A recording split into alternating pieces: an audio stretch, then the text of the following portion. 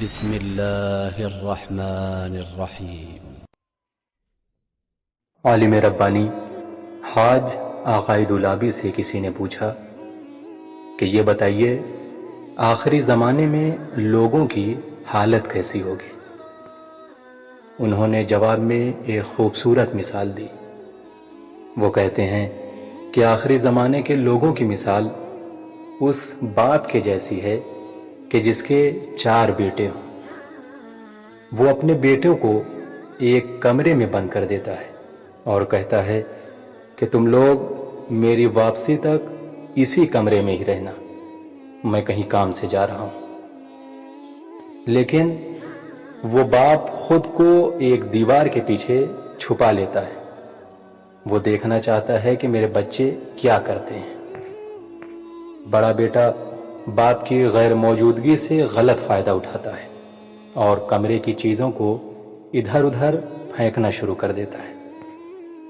دوسرا بیٹا جب یہ دیکھتا ہے کہ بڑا بھائی کمرے کی چیزوں کو الٹ پلٹ رہا ہے تو وہ رونا شروع کر دیتا ہے اور کہتا جاتا ہے، بابا بابا جلدی آ جاؤ۔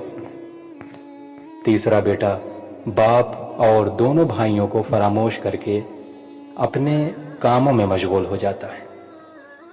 لیکن چوتھا بیٹا کہ جس نے یہ دیکھ لیا تھا کہ باپ پردے کے پیچھے چھپا ہوا ہے، کمرے کی چیزوں کو صحیح طریقے سے جمع کرنا شروع کر دیتا ہے۔ اسے باپ کی آنے کی فکر نہیں ہوتی کیونکہ وہ جانتا ہے کہ باپ پس پردہ موجود ہے اور اسے اور اس کے بھائیوں کو دیکھ رہا ہے۔ وہ دل میں کہتا ہے کہ باپ جتنی بھی دیر سے آئے گا میں زیادہ سے زیادہ کام انجام دے سکوں گا۔ وہ باپ کو پردے کے پیچھے بیٹھا دیکھ بھی رہا ہے اور باپ کے آنے کا منتظر بھی ہے۔ یہ مثال یقیناً ہماری ہی ہے، یعنی آخری زمانے کے لوگوں کی۔ ہم میں سے کچھ لوگ ہیں جو معاشرے کو خراب کر رہے ہیں، کچھ اور لوگ ہیں کہ جنہوں نے امام زمانہ کو یکسر فراموش کر دیا ہے اور صرف اپنی دنیا میں ہی مشغول و مصروف ہیں۔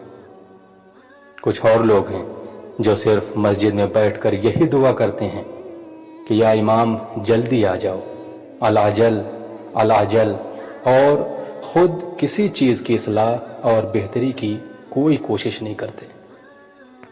پروردگار عالم سے یہی دعا ہے کہ پروردگار عالم انشاءاللہ ہم ان چوتھے قسم کے لوگوں میں ہوں جو علماء، فقہاء اور اولیاء عاملین کے سائے میں امام زمانہ کے ظہور کے لیے تیار ہیں اور ان کے حقیقی منتظرین میں سے ہیں۔